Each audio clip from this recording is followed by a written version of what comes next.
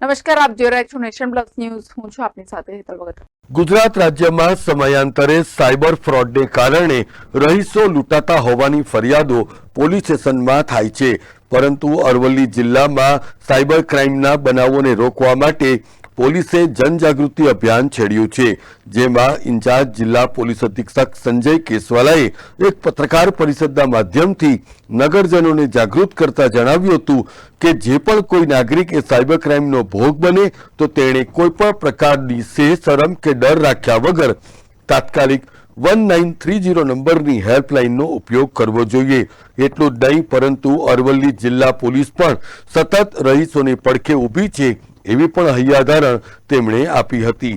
ઇન્ટરનેટની જેટલી ઉપયોગિતા છે તેની સામે ઇન્ટરનેટ યુઝ કરવા ને સાવચેતી પણ આપણે એટલી જ રાખવી પડે છે. એના પડકાર રૂપે ઘણા બધા એવા ગુનાઓ છે કે જે ઇન્ટરનેટના માધ્યમથી ગુનેગારો કરતા હોય છે.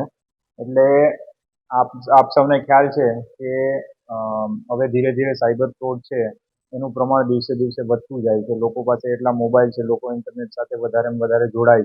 જો કોઈ એમો હોય તો એ છે કે ફેક આઈડેન્ટિટી કાર્ડ, બરાબર, એ ફેક આઈડેન્ટિટી કાર્ડ આઈડેન્ટિટી ઊભી કરી અને લોકો સાથે ફ્રોડ થતા હોય છે.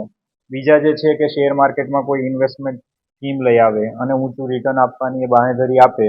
થોડો સમય એને ઊંચું રિટર્ન પણ મળતું હોય છે અને પછી એના પૈસા છે એ પરત આવતા નથી. તો એ પ્રકારનું જે ફ્રોડ છે એ પણ એક ખૂબ જ ચિંતાનો વિષય છે. તમારી સાથેનો બનાવ જો એમાં રજીસ્ટર કરાવો છો તો તમને પૈસા પરત મળવાના ચાન્સીસ છે ખૂબ જ હાઈ છે અને ઘણા બધાના પૈસા પરત મળેલા પણ છે. એટલે મારી ફરીવાર આપ સર્વેને વિનંતી છે, આપના માધ્યમથી સર્વે પ્રજાને વિનંતી છે કે કોઈ પણ જાતની આવી જે ભ્રામક અને લલચાવનાર જે જાહેરાતો હોય છે એમાં આવવું નહીં. અને ઇનકેસ જો આપની સાથે કંઈ આવું બને છે તો 1930 હેલ્પલાઇન નંબર છે, એમાં તાત્કાલિક આપની જે ફરિયાદ છે એ રજીસ્ટર કરાવો. Kapil Patel, nation plus news, Aravalli.